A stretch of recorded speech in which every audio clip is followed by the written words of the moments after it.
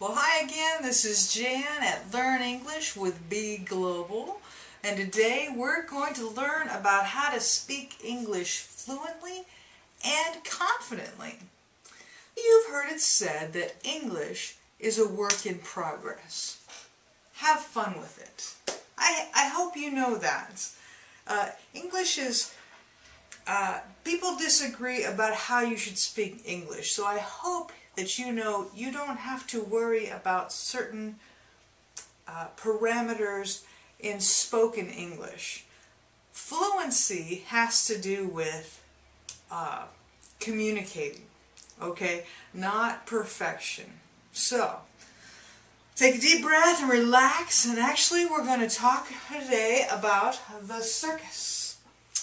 Why the circus? Well, I just chose that because it's a fun, short word that will help us grow in our navigation of being confident when we speak English. So if you want to get out a piece of paper or something, write it like this, across. These letters will help you remember our main idea. So, what does the first letter stand for? Well, the first letter, C, stands for confidence comes before fluency. Okay? I have up here, fluency does not equal grammatical perfection. Okay? No one ever said fluency means speaking English perfectly. That's not true. It means speaking English with ease. So I want you to move toward fluency by gaining confidence, but you've got to have the confidence first. Know that there is no native English speaker anywhere that speaks English flawlessly, without errors or mistakes. So, the C, confidence, comes before fluency. The I stands for ignoring the grammar police. You know who the grammar police are, right? They're the people that are always correcting you, and they may even just be in your head. You're like, oh, I said that wrong, or just forget them. Don't worry about those. These people should not stop you from trying hard. They don't have any power over you. Okay? So ignore them. Ignore the grammar police. Outside, or maybe the ones in your head. So I have been teaching international students for over 20 years in the U.S., okay? The ones that I remember well are not the ones that spoke English perfectly. They are the ones that tried, that smiled, that had fun, and these are the ones that made a lot of mistakes. But they learned from their mistakes, or maybe they never learned from their mistakes, and it doesn't matter, because they became almost part of our family, because they had such a great attitude, and they just kept trying, and they had fun, and they knew it wasn't the end of the world if they didn't say something exactly right. And in fact, I can remember them better because of their attitude. So fight through the fear of making mistakes, okay? Learn to laugh at yourself. I know sometimes that's hard, but when we laugh at ourselves, it gives other people permission to correct you and not be afraid that they're going to hurt you. And hopefully they will correct you gently, but if you're like, oh, how do I say that, right? Then they'll say, okay, this is how you should really say this phrase. So let's go back to the circus. We've got the C. It stands for confidence comes before fluency. All right, so we're trying to talk about confidence here. The I stands for ignore the grammar police. Just ignore them. R stands for recognize what motivates you. All right. Why do we try something that's hard, like learning another language? Something is motivating us, right? You care enough, if you're motivated enough to maybe even look a little silly sometimes, then you know your motivation is really high, right? And that is great because once you figure out what you love, then that motivation will carry you, and that hopefully will bloom into English fluency because you're willing to do the daily work of learning new things. So it's a big deal. Motivation is a big deal. Recognize what motivates you, and I can't figure that out for you. So later on, I'm going to be giving you some tips on fluency, and maybe you're like, hurry up, I just want to hear. If you're not motivated, these tips aren't going to matter. So you've got to figure out what motivates you, and not just what motivates you today, but for the long haul, as we say, the long road. Okay, so back to the circus. Confidence comes before fluency. Okay, ignore the grammar police. Don't worry about grammar. Don't worry about making mistakes. Recognize what motivates you. Okay, you're going to need that. And the next C is to call people who encourage you. Speaking English confidently should really take place in the context of a positive community. And that will improve your confidence because, as I reminded you, confidence comes before fluency. And also, you remember, you need to ignore who? The grammar police, right? Don't be afraid of making mistakes. Recognize what motivates you. C, call people who encourage you. The U stands for understand that we are all moving at different speeds. If you have had a bad English day, that doesn't define you. All right, remember that. You may need to write that down. We all have bad language days, but that doesn't define who you are. So don't compare yourself with someone else, okay? So, final time here at the circus is you gain confidence first before fluency. You ignore the grammar police. Recognize what motivates you. Call people who encourage you.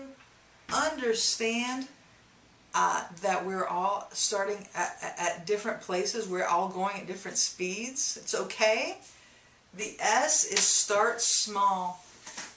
You gain confidence by starting small, right? Set little goals, and then these little accomplishments, they build on each other, right? That happens for everything we do, especially for language learners. So on to our fluency tips. Number 1, set a time to practice every day. If you set this time, you will turn it into a habit, and that will be something that you go to, and you know that you'll be practicing English every day. But before we jump into the rest of these tips, I want you to think about how you learn. Because really, if you try these tips that I'm going to give you, and you don't know how you learn best, it's going to be more frustrating. So for brevity's sake, let's just talk briefly about 4 different kinds of learners, okay? So we have the visual, the auditory, the kinesthetic, the doer, and the reading and writing learner. So think about which one you might be most naturally. You may be a lot of these, and probably are. But if you think about whether you're visual, auditory, kinesthetic, or reading and writing, as we go through the rest of these tips, that will help you increase your fluency, hopefully to speed up your fluency. Well, so you've already set a time to practice every day, right? So what are you going to do during this practice time? Well, I suggest that you practice your English 15 minutes every day. Some kind of short phrase, and maybe you can pick that out from a good book, a grammar book, or some book that has the correct way to say it. So practicing that phrase will be good for you. And just doing 15 minutes is just a small, reasonable goal. All right, it's like the S in circus we talked about, starting small, and you can do 15 minutes a day. Well, what's practicing a phrase 15 minutes a day going to look like for you? How can we get that discipline to move from your brain to actual conversation? Well, if you're a visual learner, you may need to find a phrase that you can see as a picture or a movie, TV, something like that. Some picture that represents what that phrase looks like, and practice the phrase while you're looking at that so it can stick in your mind longer, okay? If you're an auditory learner, if you like to learn, it's easier for you to learn just to listen to something, you could talk about that phrase to someone else. You could also listen to a short audio lecture about that phrase while you're going to school or while you're working out. You could also just record your voice saying that phrase over and over and listen to it. And that could be how you spend that 15 minutes. Are you a reading and writing learner? Well, experts will say that you probably work best in quiet areas, and you do well to write out that phrase several times. Eventually you're going to need to say the phrase, and we will get to that. But when you write it out, that will be helpful for you. You probably enjoy flashcards, and those will be great for your style of learning. If you are a kinesthetic learner, that means you like to do things or feel things, those flashcards, if you write them out and you have those, make those into a game. Make it fun for you, and you can learn while you're physically doing something. You may even take the phrase and do a dance to it or something. If the phrase is, I like to dance, well, maybe you dance while you do it. Or if you like to cook, or if the phrase is, I like to cook, then you can cook while you say the phrase, I like to cook. So, do you see what I mean? Becoming fluent takes work, but if you can link it to some way that you, something that you know how to do naturally, a way that you learn naturally, then maybe you won't want to give up and you'll keep trying to do that, okay? Okay, tip number 3. Find someone with whom you can practice. After you've made it your habit to set a time every day to practice, and you've decided to practice 15 minutes every day, find someone with whom to practice. And remember, just go for it. Don't worry about making a mistake. Just keep trying. So the 4th fluency tip I have for you is to form your schedule around practicing English. So what do I mean by that? Well, most people are very busy, right? So schedule a time of English practice with someone over a meal. You both have to eat, so just decide that for that one meal, maybe once a week, maybe more times a week, all you're going to do is speak English while you're eating together. I think that's a great way to do that. Or you may find someone who likes to exercise on a regular basis. Most people do. And so if you can just form your schedule around just exercising with that person, whether it be walking or playing some kind of game, and practicing English, only English, while you're doing that, then you're not having to set up this separate time in your schedule to open a book and work on your English. It's just a part of natural life. And so you'll learn some of those skills and increase your fluency. If you have friends who go to church every Sunday, or if they are participate in weekly community activities, ask if you can join them. Many of my students have told me they improved their English by going to church once a week, because at church we read, we speak, we listen, and we sing in English. So you're getting almost all of the learning styles in just a couple hours.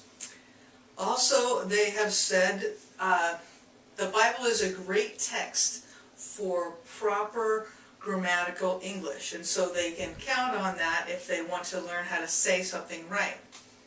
That's just a thought.